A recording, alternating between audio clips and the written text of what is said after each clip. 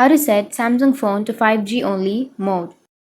So if you want to set your Samsung phone to 5G only mode, then first you need to open up your settings. Once you open up your settings, now you need to scroll down, and here you need to go with network and internet.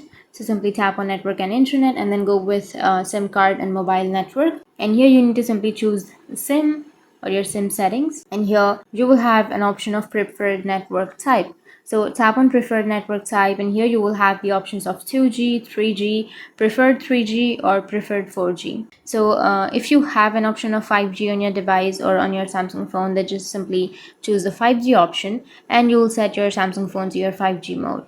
But if you don't have the 5G option, then you just need to simply go with your Play Store or your Samsung Store and then go with the search. And under search, you need to search for 5G only. And here you will have a 5G only network mode. So you can simply install the application. And once you've installed, you just need to simply go with the preferred network type.